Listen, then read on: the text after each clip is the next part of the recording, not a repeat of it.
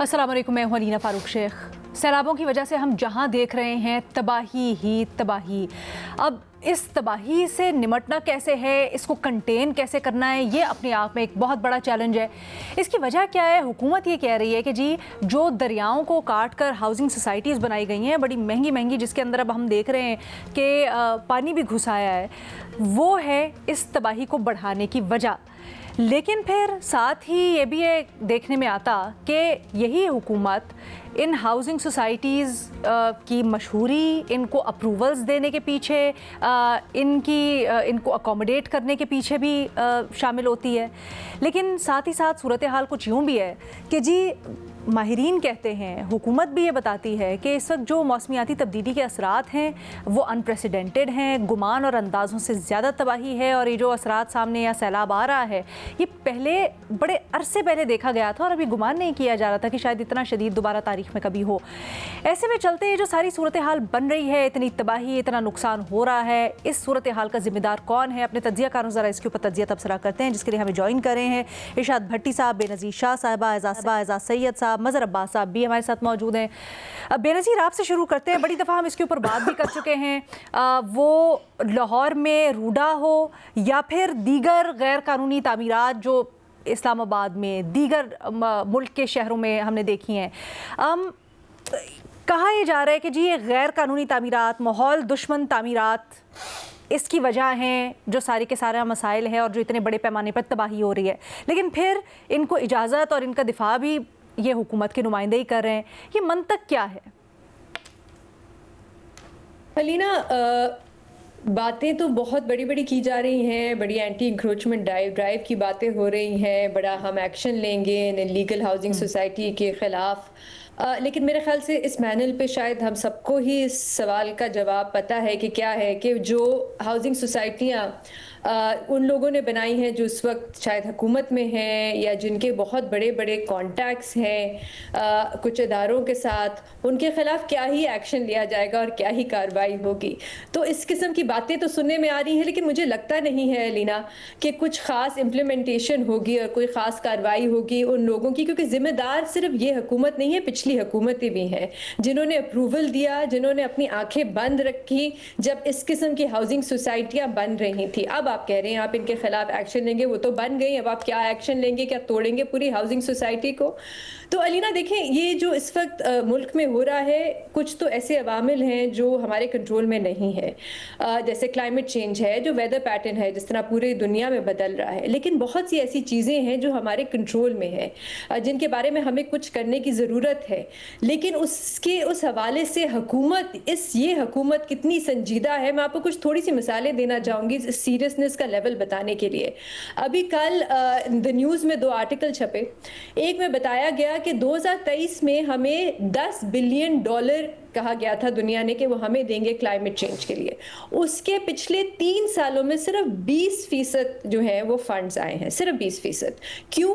इसका जवाब एक और आर्टिकल था जिसमें फाइनेंस मिनिस्टर ने दिया और उन्होंने बताया कि हमने दुनिया के सामने कोई ऐसे प्रोजेक्ट्स ही नहीं रखे कि वो जिसमें इन्वेस्ट करें, क्योंकि ये जो पैसे थे ये तो इन्वेस्टमेंट थी ना, ग्रांट्स थे। वो तो जब आप उनको प्रोजेक्ट दिखाते तो वो कहते ठीक है हम इसमें इन्वेस्ट करते हैं। तो मैं जब ये पढ़ रही थी, मैं सोच रही थी अलीना कि अभी इस साल तो हमें पता भी नहीं है कितना नुकसान हुआ है मुल्क में, अभी तो आगे जाके हमें पता चलेगा। अगले साल कहा जा रहा है इससे भी ज़्यादा बारिशें होंगी, 20% या 22% ज़्यादा होंगी। तो उस अगले साल कितना नुकसान होगा, ये हमारा एक न्यू नॉर्मल बनता चला जा रहा है। तो ये कहां से आएंगे पैसे हमारे पास इस किस्म के? और ये जो अभी पिछले जो हमें पैसे मिले थे वो तो हमने लिए ही नहीं, क्योंकि हमने प्रोजेक्ट्स ही नहीं रखे दुनिया के सामने। दूसरी मैं आपको मिसाल देती हूँ, NDMA जो हमारा सबसे बड़ा जो डिजास्टर मैनेजमेंट पूरे मुल्क का जो अथॉरिटी है, उनके बारे में ऑडिट रिपोर्ट आई है। ऑडिट रिपोर्ट ने हमें बताया कि 2023 और 2024 में उन्होंने 2 करोड़ रुपए खर्च किए। पता है किस चीज पे अलीना? इवेंट मैनेजमेंट सर्विसेज पे। तकरीबन मैनेजमेंट क्या मतलब?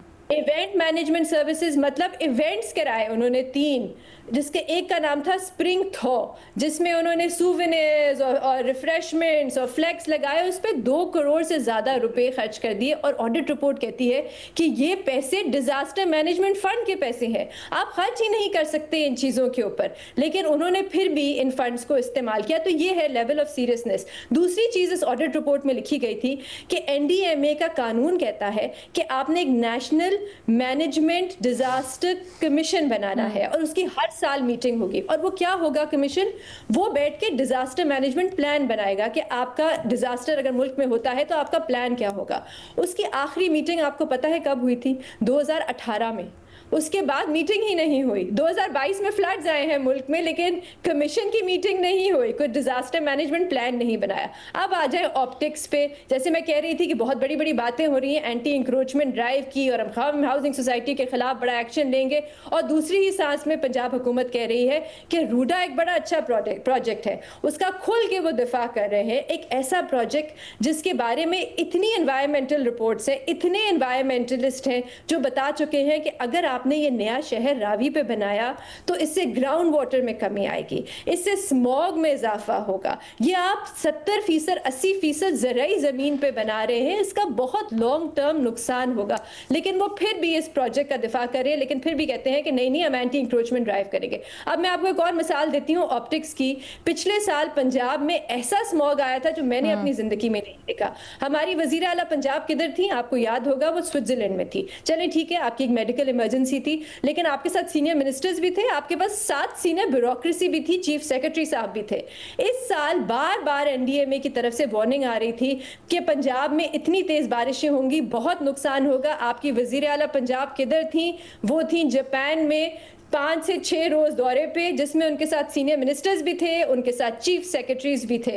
تو یہ لیول آف سیریسنس ہے الینا. ہماری بالکل پرو ایکٹیو پالیسی نہیں ہے، ابھی تک ری ایکٹیو ہے. کچھ ہو جاتا ہے تو پھر ہم کہتے ہیں اچھا چلیں اب اس کا کچھ کرتے ہیں. تو یہ بہت اچھی لگتی ہیں اس وقت باتیں، لیکن میں پھر سے یہی کہوں گی کہ ہم نے شاید 2022 کے فلڈ سے کچھ نہیں سیکھا. سیریسنس کی بات یہ کتنی بڑی، اس کے اوپر تو ان پیراز کے اوپر فوراً نوٹس ہونا چاہیے کہ ایمرجنسی کا ادارہ NDMA، اور وہ پارٹیز کرا رہا ہے، مطلب کٹی پارٹیز ٹائپ ایونٹ کرا رہے ہیں. آپ جس طرح سے بتا رہی ہیں 3 ایونٹس ان کے اوپر کروڑوں، اور یہاں پر کیا باتیں ہو رہی ہیں، جو سیلاب زدگان ہیں ان کے لیے جو کیمپس بنائے گئے ہیں اس میں سہولیات نہیں پوری. یہ جو پیسہ ہے یہ اس طرح سے جانا چاہیے تھا جو کہ پتہ نہیں کہاں کہاں لگ رہا ہے. اس چیز کے اوپر نوٹس ہونا چاہیے، انکوائری ہونی چاہیے سب سے پہلے. اچھا جی، مظہر عباس صاحب آپ کیا سمجھتے ہیں؟ یہ جو بات ہو رہی ہے، ایک طرف حکومت اور ان کے نمائندے یہ کہتے ہیں ہاؤسنگ سوسائٹیز اس تباہی کی ذمہ دار ہیں اور وجہ ایک بہت بڑے کنٹریبیوٹر ہیں، لیکن دوسری طرف پھر اس کا دفاع بھی کرتے ہیں. پھر انوائرمنٹل جو امپیکٹ ہے وہ تو ایک حقیقت ہے ہی. کیا کیا جائے؟ دیکھیں، بڑی تلخ حقیقت ہے معذرت کے ساتھ. پہلے سیاست جرم ہوتی تھی، اب جرم ہی سیاست ہے. اور مجرم ظاہر ہے کبھی پکڑا نہیں جاتا، پکڑا جاتا ہے تو بیل آؤٹ ہو جاتا ہے، بیل آؤٹ ہو جاتا ہے تو ایکوٹ ہو جاتا ہے. ہمارے یہاں موسمیاتی تبدیلی صرف حکومتوں میں آتی ہے، وزیروں میں آتی ہے. اب ایک وفاقی وزیر ہے، موسمیاتی تبدیلی، ہو سکتا ہے کہ کل کوئی دوسرے وزیر آ جائیں. تو موسمیاتی تبدیلی کے معنی شاید ہمارے یہاں یہ لیے جاتے ہیں.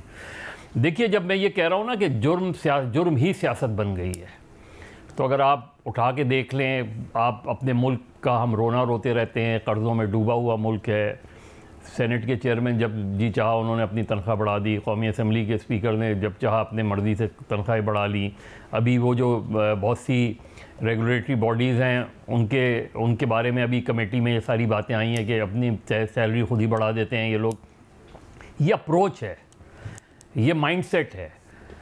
جو تباہی آئی ہے اس سے زیادہ تباہی آ سکتی ہے خدا نخواستہ، کیونکہ نہ ہم آگے کا کوئی پلان کریں گے. ہم انتظار کرتے ہیں تباہی آئے تو اس کے بعد ظاہر ہے اب سڑکیں ٹوٹیں گی تو پھر نئے ٹھیکیدار آئیں گے، نئے ٹھیکیدار آئیں گے تو نئے کمیشنز ہوں گے. تو یہ اوپر سے لے کے نیچے تک یہ صرف تباہی ہے. اور صرف ایک، میں بالکل آپ کو بالکل پوری اس سے کہہ رہا ہوں کہ آپ بتا دیں کبھی ایسی کوئی رپورٹ آئی ہے کہ ہاں یہ جو ڈپارٹمنٹ ہے اس میں سب سے کم کرپشن ہوئی، یہ جو ڈپارٹمنٹ ہے سب سے کلین ڈپارٹمنٹ رہا، یہ جو ڈپارٹمنٹ ہے اس کے اندر میرٹ کا کلچر سب سے زیادہ نظر آیا. تو جہاں یہ صورتحال ہو، یہ تو انتظار کر رہے ہیں کہ کیونکہ ان میں زیادہ تر بیوروکریٹس ہیں، یہ ہیں، ان سب کی دوہری شہریت ہے، وہ نکل جائیں گے باہر. یہ تو بہنیں آپ نے، ہم جیسے لوگوں نے، اور ہم تو پھر وہ ہیں باقی جو آپ دیکھ لیں نا جو تباہی مچ رہی ہے. ہم اس بحث میں چلے گئے ہیں کہ ہاؤسنگ سوسائٹیز بنانے والے کون تھے یا فلاں. جو تباہی آ رہی ہے، جو لوگ تباہ ہو رہے ہیں، ان کو ہم لک آفٹر کس طرح کر رہے ہیں، ان کو ہم کس طریقے سے جو ہے وہ دے رہے ہیں، اور آئندہ کے لیے ہم کیا کر رہے ہیں. تو یہ بھول جائیں کہ چیزیں، میں اسی لیے کہتا ہوں کہ ایسی صورتحال پیدا ہو گئی ہے کہ جو بہت زیادہ لوگ آپٹمزم کا شکار تھے وہ بھی اب مایوس ہوتے جا رہے ہیں، کیونکہ کسی لیول پر بھی ہمیں کوئی بہتری نظر نہیں آ رہی، نہ ہمیں یہ اپروچ نظر آ رہی ہے. ہم چلے جاتے ہیں، ہم لگا دیا جی بھارت نے پانی چھوڑ دیا. اچھا چھوڑ دیا تو یہ ہاؤسنگ سوسائٹی تو آپ نے بنائی ہے یا یہ بھی بھارت نے بنائی ہیں ہاؤسنگ سوسائٹی؟ یہ جو لوگوں کو محفوظ مقام پہ رکھنا تھا، ان جگہوں پہ چیزیں نہیں بنانی تھیں، وہ تو آپ نے ہی بنائی ہیں نا، وہ تو کہیں بھارت سے نہیں آئی نا ہاؤسنگ سوسائٹیز. تو یہ جو، اور کوئی اکاؤنٹیبل نہیں ہے. اصل مسئلہ یہ ہے کہ کوئی اکاؤنٹیبل نہیں ہے.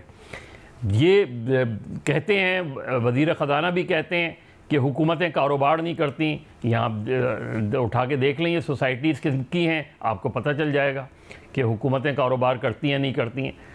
وہ پرائیویٹائز کر کے بھی کاروبار کرتی ہیں. یہ انفارچونیٹ سچویشن ہے ٹو بی ویری آنیسٹ. جتنی اس وقت صورتحال میں تبدیلی آنے والی ہے کلائمیٹ وائز، میں پولیٹیکل کلائمیٹ کی بات نہیں کر رہا، جو کلائمیٹ وائز جتنی تبدیلی آنے والی ہے ہم نہیں ہیں تیار اس کے.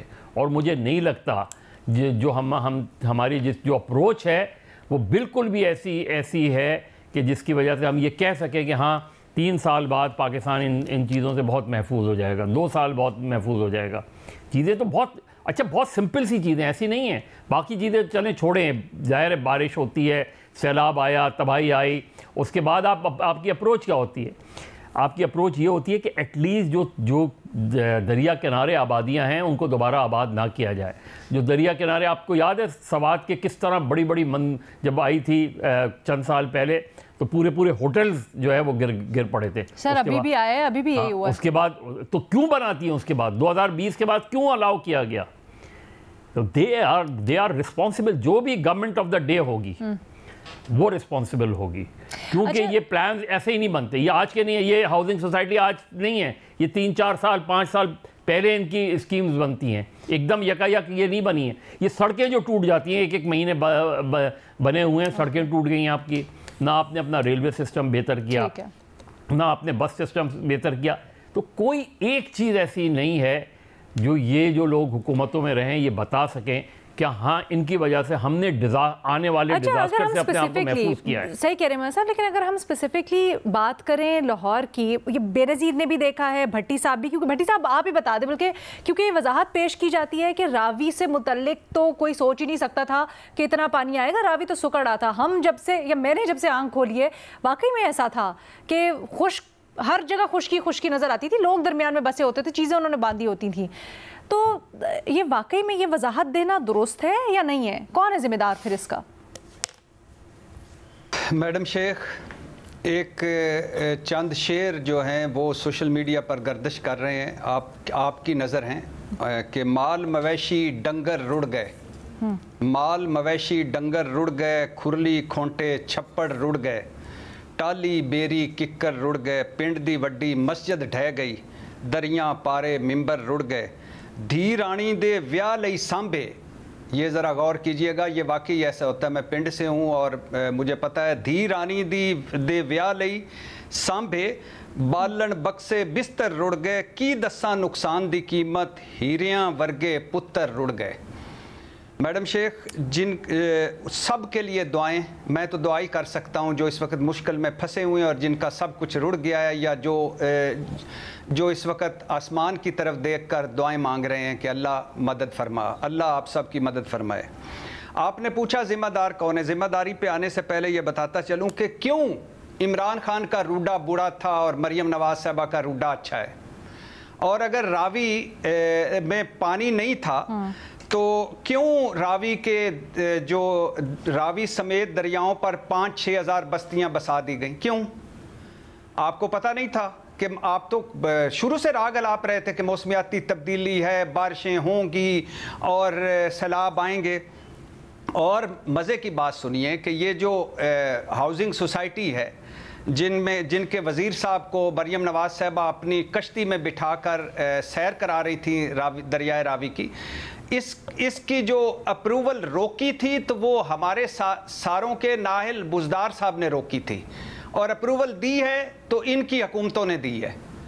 میڈم شیخ آپ کا سوال ہے سر معذرت، یہ تھوڑی زیادتی ہو جائے گی، میں آپ کو یہاں پہ کاٹوں گی سر۔ یہ پچھلی حکومت میں وزیر اعلیٰ کے کینڈیڈیٹ تھے سر، یہ کہنا تھوڑا زیادتی ہو جائے گی اپروول روکنے والی بات۔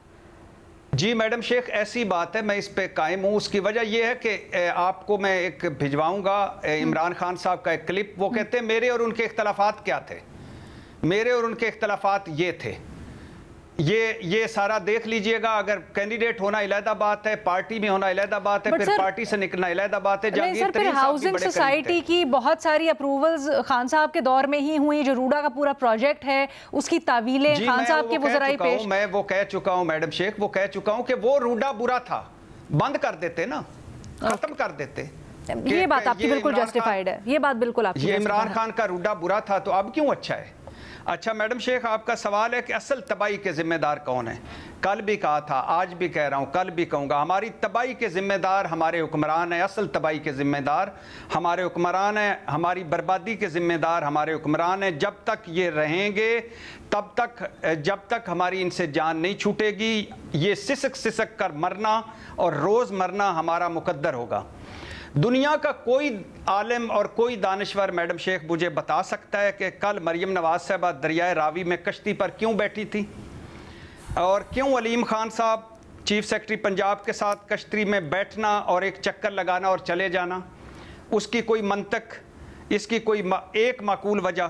یہ کوئی وظیفہ تھا، کوئی دم تھا، یا یہ فوٹو شوٹ تھا، یا یہ پکنک تھی، یا یہ سیاسی دکھاوا تھا، یا یہ سستی شہرت حاصل کرنے کا ایک طریقہ تھا؟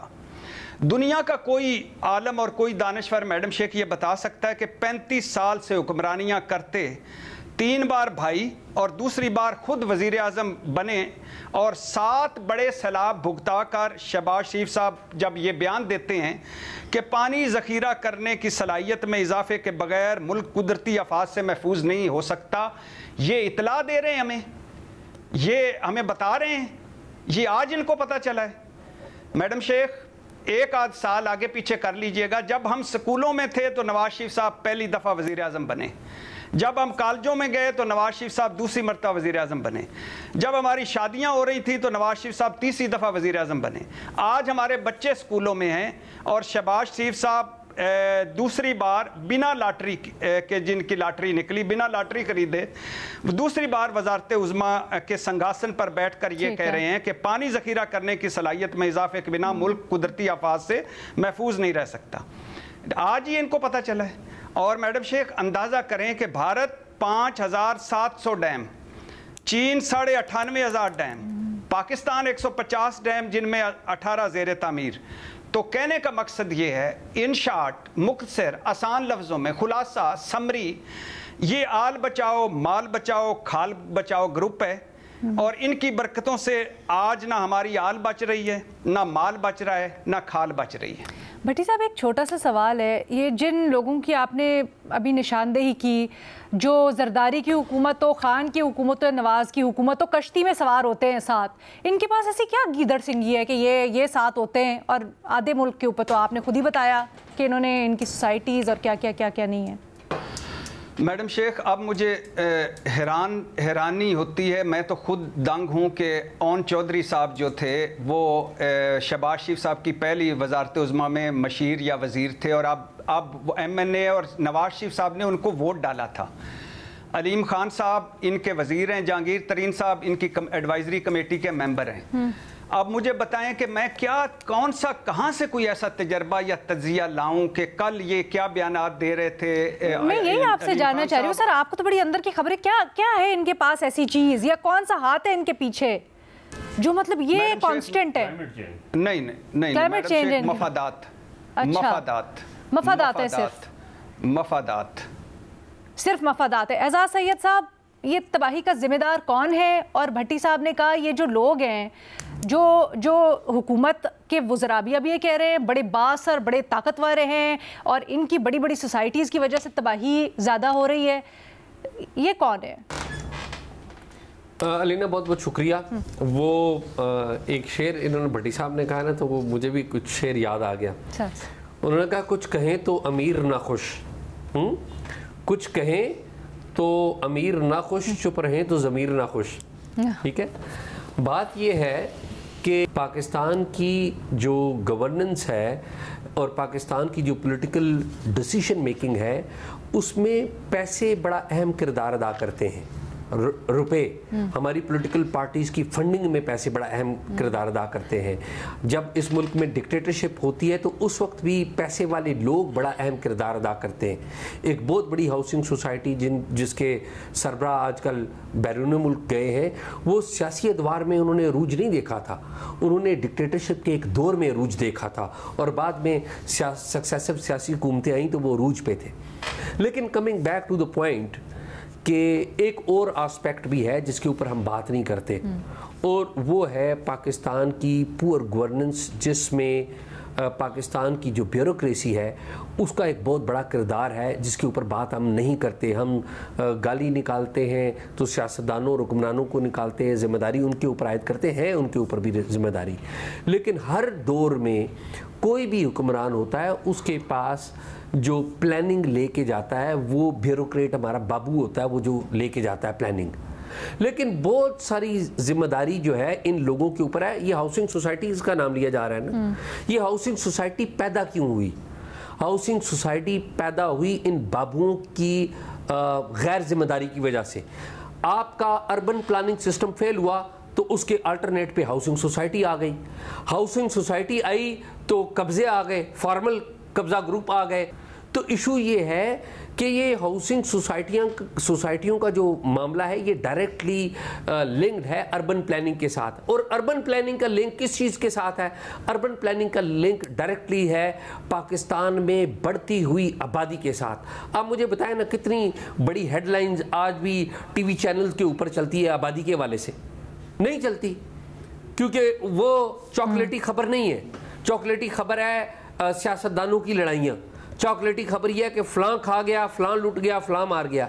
तो ये चीज़ें एक दूसरे के साथ जुड़ी हुई हैं। जब तक हमारे मुल्क में 3-4 रिफॉर्म्स प्रॉपरली नहीं होती, जब तक हमारे मुल्क में लोकल गवर्नमेंट सिस्टम प्रॉपरली काम नहीं करता। मैं आपको एक एग्जांपल देता हूँ लोकल गवर्नमेंट सिस्टम की। ओके।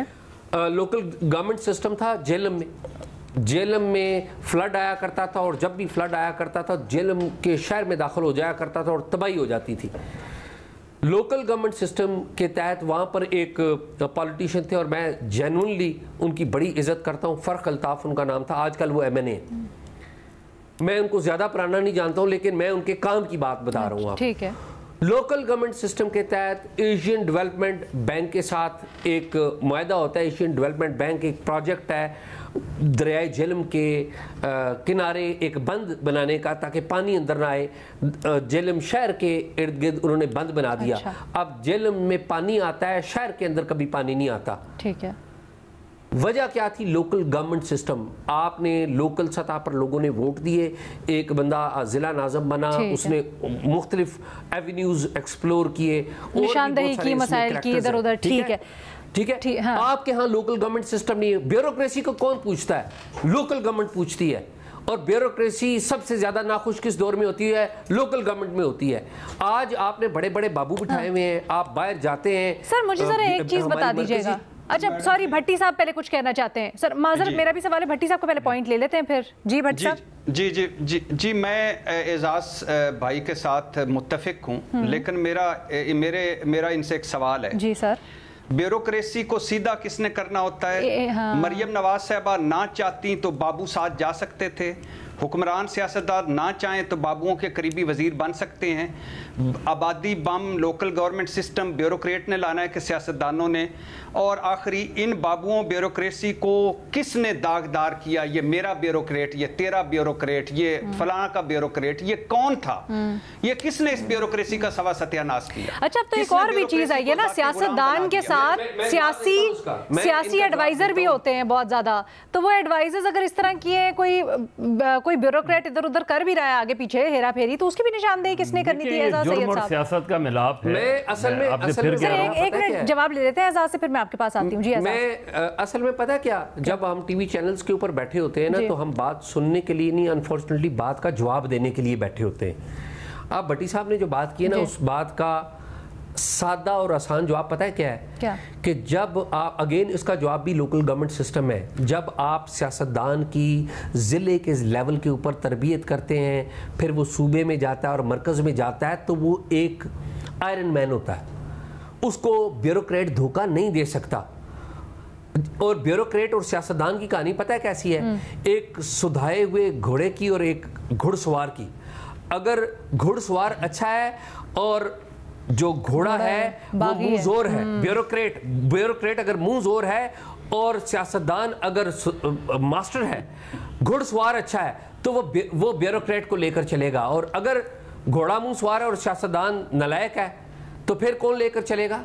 वो गिराई देगा सियासतदान को। और क्या कितनी बदकिस्मती की बात है मैडम शेख के एजाज भाई से कहना है कि आपकी जिंदगियों का बेस्ट बल्दियाती निजाम एक डिक्टेटर परवेज मुशर्रफ ने दिया। ये बदकिस्मती है। और आप इस पे रोते रहें, जमहूरियत को सर पे रख कर, सिविलियन बालादस्ती, वोट की इज्जत, पार्लियामेंट के तकद्दुस को सर पे रख के बेचते फिरें गली गली। सर बात आपकी बल्दियाती निजाम, बात आपकी सही है, ये क्यों नहीं सीखते? सर बात आपकी सही है, बात आपकी 100% सही है, लेकिन थोड़ा सा हम डाइग्रेस कर जाएंगे। मैं सब आप कुछ ऐड करना चाह रहे हैं? देखें, फिर आपसे ये बात करूं, हम फिर इस पॉलिटिक्स में चले जाते हैं। अब भट्टी साहब ने ऐसी बात कर दी। भट्टी साहब, आपके घर पर अगर कोई कब्जा कर ले और उस घर को बहुत बेहतर बना दे, तो क्या उसको जस्टिफाइड कहा जा सकता है? क्या उसे लेजिटिमेट कहा जा सकता है? मैं बहुत बड़ा नाक़िद हूँ अपने जो इस वक्त हमारी सियासत हो रही है, इसीलिए मैंने कहा कि ये जुर्म और सियासत का मिलाप है। लेकिन इसके बहुत से फैक्टर्स हैं। आज जो हमें जो खराबी नज़र आ रही है सियासतदानों में, जो हमें खामी नज़र आ रही है, जो करप्शन है, जो क्रिमिनलाइजेशन ऑफ द सोसाइटी है, इसके बहुत हद तक जिम्मेदार सियासतदान है। ये सियासतदान को पैदा किसने किया? इस प्रोजेक्ट्स को बनाया किसने? हम उसकी तरफ जाते हुए बहुत घबराते हैं। हम उस तरफ निशान, यही हाउसिंग सोसाइटीज़ उठा लें, आप देख लें, हाउसिंग सोसाइटीज़ को उठा के देख लें, आप चलते चले जाएं, आपको पता चल जाएगा चीज़ों का।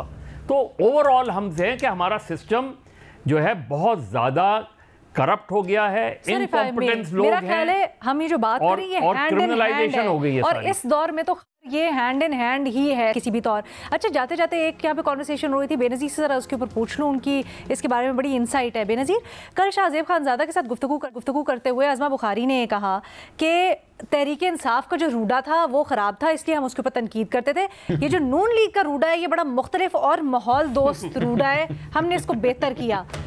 इसमें क्या सच्चाई है? क्या सपोर्ट करते हैं एविडेंस इसको? ये तो वैसी बात है कि उनका इमरान खान साहब का हाइब्रिड निज़ाम अच्छा नहीं था, हमारा हाइब्रिड निज़ाम बहुत अच्छा है। मैंने उनको सुना, अज़मा साहिबा को, और उसके बाद मैंने कहा शायद कोई नया रूडा का मास्टर प्लान बना हो जिसमें बहुत ज़्यादा ग्रीनरी हो, जंगलात हो। मुझे तो कुछ नहीं मिला रूडा की वेबसाइट में। जो पिछला प्लान था, मास्टर प्लान था रूडा का, क्योंकि हमें याद रखना चाहिए एक नया शहर बनाया जा रहा है, उसमें कोई तकरीबन 7 जंगलात थे और उस ज़मीन में कोई 70-80% जो है वो ज़राई ज़मीन आती है। मैंने कोई नया मास्टर प्लान नहीं देखा। अलीना, मैं सिर्फ इतना कहूंगी कि रूडा की जरूरत ही नहीं है, इस नए शहर की जरूरत ही नहीं है। आप ये अमीरों के लिए शहर बना रहे हैं रावी के ऊपर, जबकि जो हाउसिंग डिमांड है और जो नीड है यहाँ लाहौर शहर में, वो है मिडिल लोअर क्लास के लिए। वो तो खरीद ही नहीं सकते ये घर, वो तो रह ही नहीं सकते यहाँ पे। ये तो आप उनके लिए बना रहे हैं जो यहाँ पे आके एक अपार्टमेंट खरीदेंगे, इन्वेस्टमेंट करेंगे और बाहर चले जाएंगे और वो पड़े रहेंगे अपार्टमेंट, और आपकी जो ये ज़राई ज़मीन है वो तबाह हो जाएगी। یہ جو علاقہ ہے پورا روڈا کا، یہ فوڈ باسکٹ ہے پورے لاہور شہر کے لیے، جس پہ آپ ایک نیا شہر بنا رہے ہیں. تو آپ سوچ سکتی ہیں کتنا لانگ ٹرم ڈیمیج کر رہے ہیں ہم. آلسو بے نظیر اب تو ہمیں ان سیلابوں نے موسمیاتی سکھایا ہے نا کہ تفریق نہیں کرتی یہ تباہی کہ کون ہے امیر کون ہے غریب، کس کے لیے بنایا کس کے لیے نہیں بنایا. آپ اگر نیچر کو تباہ کریں گے، اس کے راستے میں آپ یہ غیر ضروری رکاوٹیں کھڑی کریں گے، وہ سب کچھ بہاتا لے جائے گا. یہ ہمیں ہماری آنکھوں کے سامنے یہ سب کچھ دیکھنے کو مل رہا ہے. میجر ٹیک اوے ہماری اس ڈیبیٹ کا، اس ڈسکشن کا یہ تھا کہ governance system, natural governance system اس ملک کے اندر شدید متاثر ہے، نہیں ہے، جس کی وجہ سے جو ساری خرابی ہم دیکھ رہے ہیں وہ ہے. ہائی ٹائم ہم آج دوبارہ اس چیز کے اوپر بریک لیں گے کہ اٹس ہائی ٹائم آنکھیں کھول لیں، ایک دوسرے کے اوپر انگلیاں اٹھانے کی بجائے سال کے اندر یہ کر دیں گے، 2 سال کے اندر ایک ساری کوہیسو پلان پیش کریں کہ کرنا کیا چاہتے ہیں. ایک بریک، مزید سوالات کے ساتھ واپس آئیں گے. Welcome back. آپ لوگوں نے یوٹیوب پہ سوال بھیجے، تجزیہ کاروں کے سامنے رکھتے ہیں، جواب جانتے ہیں. بے نظیر سے پہلا سوال کرتے ہیں. بے نظیر، رانا ثناء اللہ صاحب نے ایک بیان دیا ہے جس سے متعلق آپ سے سوال ہو رہا ہے. رانا صاحب نے کہا کہ پی ٹی آئی اگلے الیکشن سے پہلے مائنس ہو جائے گی. بانی پی ٹی آئی جس راستے پر چل رہے ہیں لگتا ہے کہ سزا کے 14 سال پورے کریں گے. سوال یہ ہو رہا ہے کہ کیا اگلے الیکشن سے پہلے پارٹی کو ریلیف ملنا مشکل ہو گیا؟ رانا ثناء اللہ صاحب کے بیان کے اوپر آپ کا تجزیہ تبصرہ کیا ہے؟ علینا، رانا ثناء اللہ صاحب ایک بڑے سینئر سیاستدان ہے، اور پچھلا جو پی ٹی آئی کا دور تھا ان کے لیے بڑا مشکل وقت تھا. بلکہ میرے خیال سے جو باقی سیاستدان ہیں ان کے مقابلے میں جو سب سے خطرناک اور جو سب کو نظر آتا ہے ایک جھوٹا کیس ہے وہ رانا ثناء اللہ صاحب پہ بنایا گیا تھا. تو مجھے ایک طرح سے سمجھ آتی ہے کہ یہ جو ان کا اتنا غصہ ہے پی ٹی آئی کے حوالے سے وہ کہاں سے آ رہا ہے.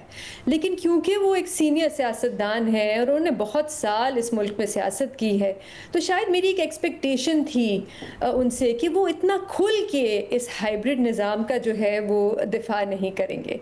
پی ٹی آئی کی سیاست میں بہت سے پرابلمز ہیں. مجھے نہیں لگتا ابھی بھی عمران خان صاحب کو کوئی خاص انٹرسٹ ہے جمہوریت میں، لیکن کچھ گراؤنڈ ریالٹیز ہیں جن کو ہمیں بھولنا نہیں چاہیے.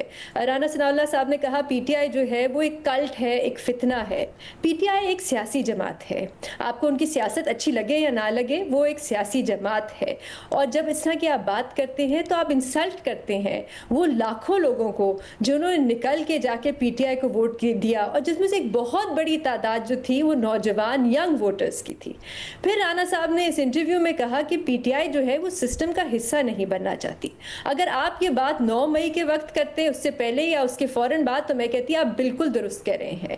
لیکن آج پچھلے 1 سال سے 1.5 سال سے پی ٹی آئی سسٹم کا حصہ بن کے رہی ہے. انہوں نے الیکشن میں حصہ لیا ہے، وہ پارلیمان میں آ کے بیٹھے ہیں، انہوں نے اسٹینڈنگ کمیٹیز میں کیا حصہ بنے ہیں، وہ عدالت گئے، انہوں نے وہاں پہ جا کے اپنے کیسز لڑے. جب ان کے خلاف بھی فیصلے آئے تو انہوں نے تنقید کی، شور مچایا، لیکن وہ سسٹم کا حصہ رہے، انہوں نے فیصلوں کو قبول کیا. تو علینا مجھے بڑا افسوس ہوتا ہے جب رانا ثناء اللہ صاحب اس قسم کی بات کرتے ہیں. ایک جمہوری نظام میں ایک سیاسی جماعت کو مائنس کرنے کی بات کرتے ہیں، یہ جمہوری سوچ نہیں ہے.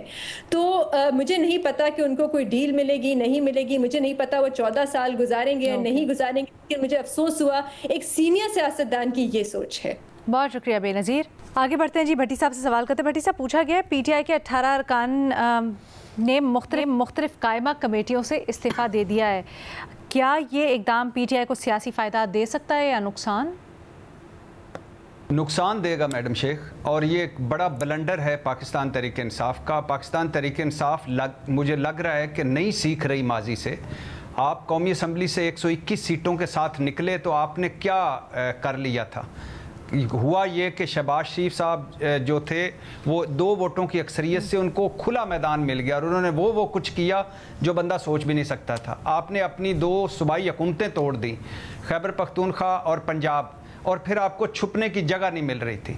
اب یہ جو فیصلہ ہوا ہے 18 قائمہ کمیٹیوں سے، چیئرمین شپوں سے اور ممبروں سے نکلنا، کیا کر لیں گے آپ اس سے نکل کے؟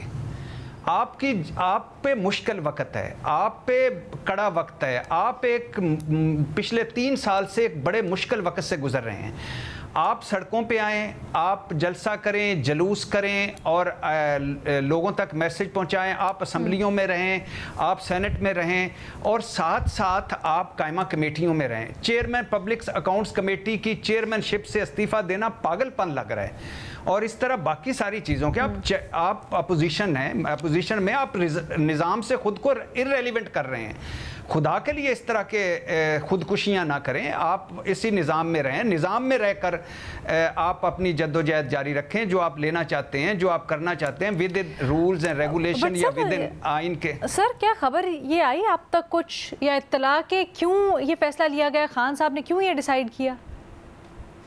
میڈم شیخ, پہلی مرتبہ جب آپ نے مجھ سے پوچھا تھا تو مجھے امید تھی کہ جو ان کی پولیٹیکل پارٹی ہے یا کمیٹی ہے وہ اس کے اگینسٹ تھی اور وہ چاہ رہی تھی کہ ایسا نہ ہو, تو مجھے بھی امید تھی کہ شاید وہ ریزسٹ کرے گی. لیکن عمران خان صاحب نے کہا کہ کیا اس نظام میں رہنا, کیا قائمہ کمیٹیوں میں رہنا, کیا ضمنی الیکشن لڑنا. ضمنی الیکشن کی پھر بھی ایک سمجھ آتی ہے کہ آپ کو کسی نے جیتنے نہیں دینا, گو کہ وہاں بھی میدان کھلا نہیں چھوڑنا چاہیے تھا, لیکن بہرحال پھر بھی ایک سمجھ آتی ہے. قائمہ کمیٹیوں سے آپ اندر بیٹھے ہیں, کسی کو گاڑی ملی ہوئی ہے, کسی کو پیٹرول ملا ہوا ہے, کوئی کہیں اپنی آواز اٹھا سکتا ہے, کوئی کہیں اپنی بات کر سکتا ہے. آپ خود بخود وہ کچھ کر رہے ہیں جو یہ حکومت چاہتی ہے, تو یہ بس کریں خودکشیاں کرنا. اس طرح کے فیصلے ٹھیک نہیں ہے پارٹی کے لیے. بہت شکریہ ارشاد بھٹی صاحب. ایک چھوٹی سی بریک کے بعد واپس آتے ہیں اور باقی تجزیہ کاروں سے جوابات جانتے ہیں. Welcome back. مزے صاحب, آپ سے سوال یہ ہو رہا ہے کہ پاکستان میں سیلاب آتے ہی بہت سے بیرونی ہمارے دوست شراکت دار امداد دینے کے اعلانات کرتے ہیں. اقوام متحدہ سمیت عالمی اداروں نے امداد دینے کا ابھی بھی اعلان کیا ہے. اس سے پہلے بھی اس طرح کے اعلان ہو چکے ہیں, لیکن سوال یہ ہو رہا ہے اس کا کیا ہوا؟ کیا پاکستان کو سیلابی صورتحال سے نمٹنے کے لیے احتساب کی ضرورت ہے یا پھر امداد کی؟ میرے خیال میں دونوں کی ضرورت ہے, اور احتساب خاص طور پہ جہاں اس طرح کی امداد آ رہی ہو, جیسے سیلاب متاثرین ہیں یا ماضی میں جو زلزلہ کے متاثرین تھے ان کی اس کی بہت ہی معاف کیجیے گا بہت ہی اسٹرکٹ مانیٹرنگ ہونی چاہیے, اور اس میں کوئی معافی نہیں ہونی چاہیے اتنا, کیونکہ اس کے دو وجوہات ہیں. ایک تو یہ کہ جیسے اس طرح کے اداروں سے, حالانکہ اس طرح کے اداروں سے جب فنڈنگ آتی ہے تو وہ اس کی مانیٹرنگ بھی کرتے ہیں, اور میرے خیال میں خود انٹرنلی بھی اس لیے بھی ضروری ہے تاکہ آپ ایک ماڈل پیش کر سکیں ان کے سامنے کہ یہ اس طرح کی جو چیزیں ہیں اس میں. اب یہ جیسے سندھ کے اندر جو 21 ملین مکانات کا ہے, چھوٹے مکانات جو 2020 کے سیلاب کے بعد بنے ہیں اس میں, اور اس کے اندر بہت سے لوگوں سے میں نے بات کی, اس میں جا کے دیکھنا چاہیے, یعنی جو جرنلسٹ وغیرہ رپورٹنگ کرتے ہیں ان کو جا کے دیکھنا چاہیے کہ ایکچولی, حالانکہ ظاہر ابھی 21 ملین نہیں بنے ہیں ابھی, لیکن جا کے دیکھنا تو چاہیے کہ وہ مکانات کیسے بنے ہیں, کس طرح کے بنے ہیں. تو جب ہم باہر سے فنڈنگ آئے اور اس میں کوئی گھپلا ہو, اس کے لیے کوئی معافی نہیں ہونی چاہیے. تو اس لیے تاکہ جب آپ ورلڈ بینک کے سامنے ایک پکچر پیش کریں گے, دوسرے ڈونرز کے سامنے کہ آپ کا پیسہ ہم نے کس طریقے سے خرچ کیا, تو ظاہر ہے ان کا کانفیڈنس بھی بڑھے گا اور اس سے پاکستان کا امیج بڑھے گا. ایک طرف ہم اپنے آپ کو شو کرتے ہیں کہ ہم بہت ہی پور کنٹری ہیں, غریب کنٹری ہیں, اور ایک طرف پتہ چلتا ہے کہ ابھی پروجیکٹ شروع نہیں ہوا کہ بڑی بڑی گاڑیاں آ گئیں, بڑے دفاتر بنا لیے گئے.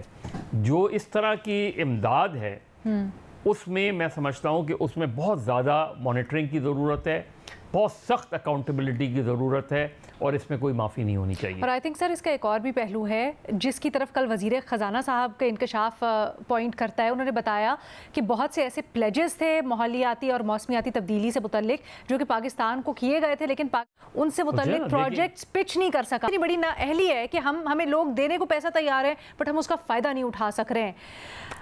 آگے بڑھتے ہیں جی, اعزاز سید صاحب سے سوال کرتے ہیں. اعزاز صاحب, پوچھا جا رہا ہے ایرانی وزیر خارجہ کا کہنا ہے کہ اگر مغربی ممالک سنجیدگی دکھائیں تو ایران جوہری پروگرام پر دوبارہ سفارتی مذاکرات کے لیے تیار ہے. کیا یہ کشیدگی سفارتکاری سے کم ہو پائے گی؟ جی بالکل, یہ کشیدگی سفارتکاری سے ہی کم ہوگی, اور اس میں ایک نام نہیں لیا جا رہا, وہ ہے پاکستان کا نام.